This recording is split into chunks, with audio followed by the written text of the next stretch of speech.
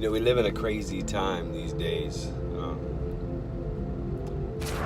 There's so much going on in the world. If you're a person who calls themselves a believer in God, a believer in Christ, a believer in the Holy Spirit, then by saying that, you also attest to adhering to what Paul told Timothy: study to show thyself approved. Be diligent to show thyself approved, a workman that needeth not to be ashamed, rightly dividing the word of truth. You have to attest to that. Faith comes by hearing, and hearing by the word of God. Jesus said, sanctify them by thy truth, for thy word is truth.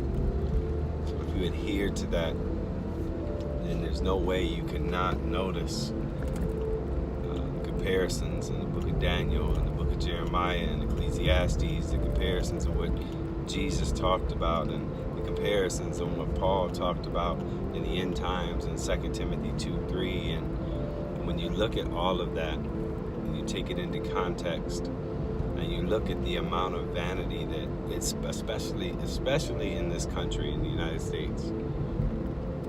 I go to the gym pretty regularly, so does my wife, and I'm not saying there's anything wrong with being in shape. I strive to keep myself in shape so that I can fulfill the purposes of God and be healthy, for the duration of the life that God gives me on this earth.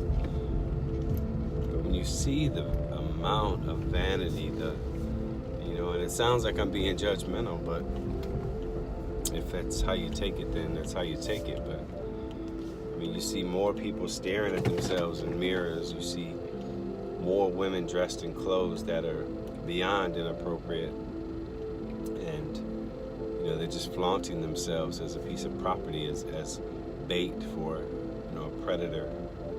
But then we live in a society that says we don't have the right to speak on those things because she has a right. Yes, she does have a right. But I'm from the old school where and a lot of people, if I tell you, I just read it today, in the book of Jeremiah, the same type of thing about going back to the old past, to the ancient paths. And I'm from the old school. We used to say, if it walks like a duck, if it talks like a duck, if it quacks like a duck, it must be a duck. You would have no problem calling what I just described a duck. So if it dresses like a floozy, presents itself like a floozy, it must be a floozy. But what if she's really not a floozy? My thing is why would you appear to be something that you don't want to be called or represented? But then that comes into now where we have gotten to a society now that says, everything is subjective to the person. So you don't have the right to tell me, because I can make my own decision. So whatever I'm comfortable with, that just has to be the tolerance level of everybody to accept it, or you are intolerant. So basically, this case right here I have my Bible on is black and red. But somebody could easily say, nah, bro, that's blue and orange. Now that sounds like a ridiculous statement, because everybody who can see this, I have an iPhone, so hopefully it's giving good color, context, contrast here, but you should be able to tell that it's red. This is black neoprene. But now anymore though, if I try to go against somebody saying that this is blue and orange, then I become wrong. I become intolerant because it's subjected to the hearer. If that's the way that they see it, then that's the way that it is. Everything is black or white. The gray areas in between are the areas that we trust for God's grace. Hot or cold, Jesus said, because if you're lukewarm, I spit you out of my mouth. So make a decision. Either you're for the kingdom of God or you're not. Either you're for the Word of God, the Bible, or you're not. Either you follow Christ or you don't. It's simple. But riding in the middle, where it's so hard to distinguish and differentiate between, he kind of seems like Peter said it best, always be prepared to give a reason for the hope that is within you.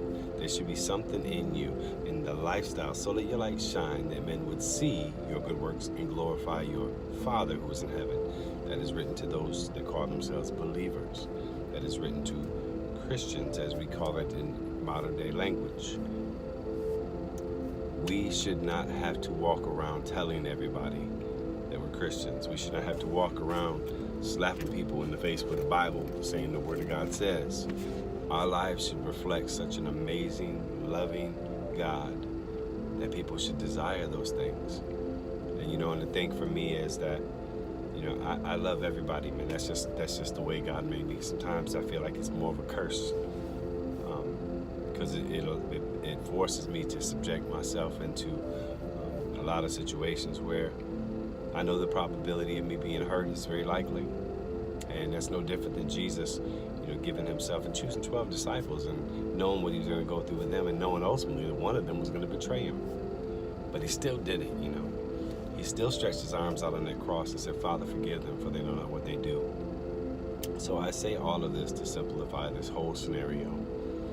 With everything that the world is following after, the pursuits, the lust of the flesh, the lust of the eyes, the pride of life, money, success, vanity, all these things, in the midst of all that chaos, please allow God to define who you are, so that when people see you, they won't see the duck, they won't see the floozy, but they'll see the son or the daughter of a king. We are royal, we are a chosen generation, a royal priesthood. We are created to do the things of God, to be his workmanship. We are created to be his masterpiece. Don't tarnish that. Allow God to clean up what needs to be cleaned up, and allow God to polish what needs to be polished. And don't run from his correction, but embrace it. He knows what's best. And I love you. God bless you. Have a great day.